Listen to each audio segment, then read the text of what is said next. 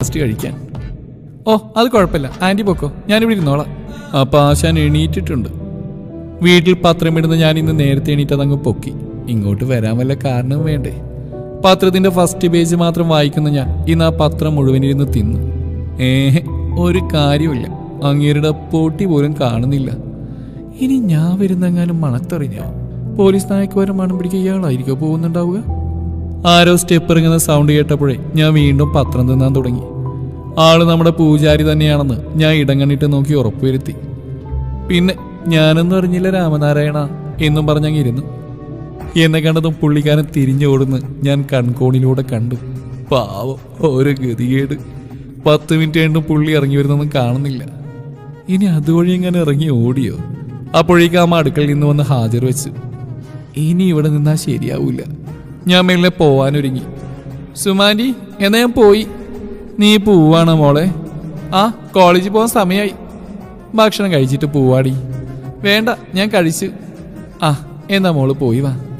പോവാനൊരുങ്ങുമ്പോൾ ചുമ്മാ നിഴലിനൊക്കെ കണ്ടൊന്ന് തിരിഞ്ഞു നോക്കിയപ്പോ ദേ ആശാൻ കൂളിംഗ് ഗ്ലാസും വെച്ചുകൊണ്ട് ഇറങ്ങി വരുന്നു. ഇങ്ങേർക്ക് ഇത് എന്തുവാ ടീശ്വര?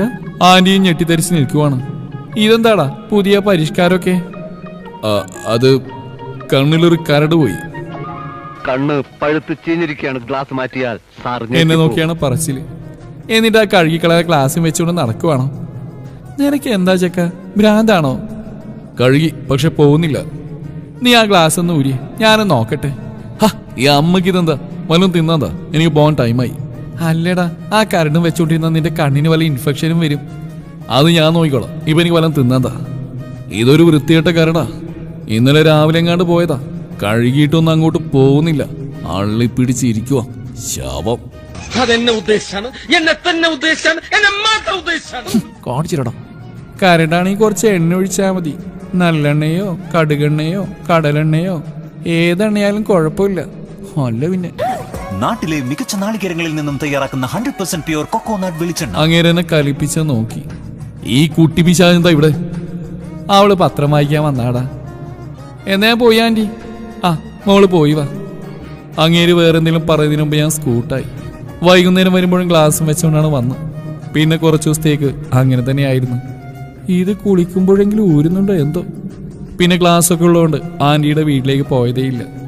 ഇന്ന് കോളേജില്ല, പ്രത്യേകിച്ച് വേറെ പണിയൊന്നും ഇല്ലാത്തതുകൊണ്ട് ഞാൻ ആന്റിയുടെ വീട്ടിലേക്ക് നടന്നു.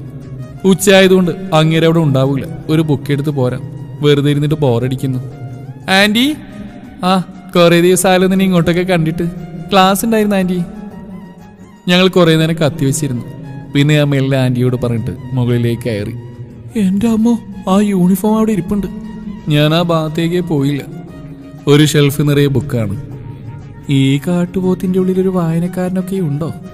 എവിടെ? ചുമ്മാ ഷോക്ക് വെച്ചതാവും. ബുക്ക് നോക്കുന്നതിന്റെ ഇടയിലാണ് ബുള്ളറ്റിന്റെ സൗണ്ട് കേട്ടത്. ഈശോയെ, അങ്ങേരുകാരാണോ? ആണെങ്കിൽ ഞാനിന്ന് ക്ലോസ്. ഞാൻ പെട്ടെന്ന് ജനലിന്റെ കർട്ടമാരി താഴേക്ക് നോക്കി. ദേ പുലി ബൈക്കിൽ വരുന്നു. അങ്ങേരുടെ കയ്യിലെങ്ങാനും കിട്ടിയ പിക്ചർ അഭി ബാക്കി ഹേ. കയ്യിൽ കിട്ടിയ ബുക്കൊക്കെ എങ്ങനെയൊക്കെയോ വാരി ഷെൽഫിൽ കുത്തി നിറച്ച് ഞാൻ ചാടി റൂമിന്റെ പുറത്ത് കിടന്നു. ഓടി സ്റ്റെപ്പ് ഇറങ്ങി താഴെ എത്തിയതും ആരെയോ ഇടിച്ച് താഴെയിട്ടത് ഒരുമിച്ചായിരുന്നു. തിരുപ്പതിയായി മക്കളെ, തിരുപ്പതിയായി. ദേ കിടക്കുന്നു താഴെ. ഞാനല്ല കേട്ടോ, ഞാൻ സേഫാ. പക്ഷെ ഇനി ഇവിടെ നിന്നാ പൂജാരി എന്നെ ഇടിച്ച് പേസ്റ്റാക്കി പല്ല് തേക്കും. അപ്പൊ വീണതാരാന്ന് പറയണ്ടല്ലോ അല്ലേ?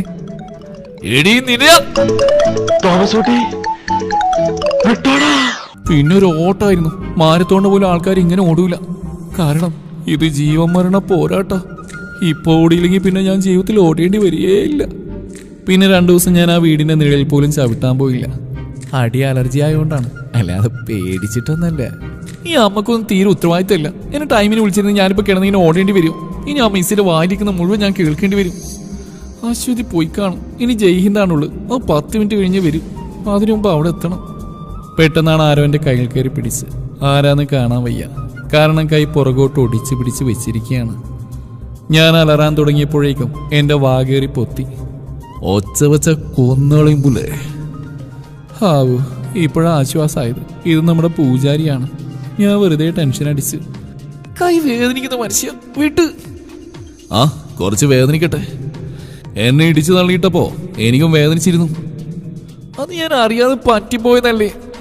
നിന്നോട് ഞാൻ പറഞ്ഞിട്ടില്ലടി ഊളെ എന്റെ റൂമിൽ കയറിയതെന്ന്. നീ മോഷ്ടിക്കാൻ കയറിയതിലടി കള്ളി.